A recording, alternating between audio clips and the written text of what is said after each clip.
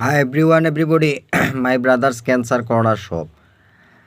আমি আমার 20 লক্ষ 1,000 কোটি টাকা চাই। 20 লক্ষ 1,000 কোটি টাকা দেন না। শয়তান অলরেডি সিলেট শহরের বেদর্মী নমবদ্য দি খাওয়াত আছে, লুট করাত আছে।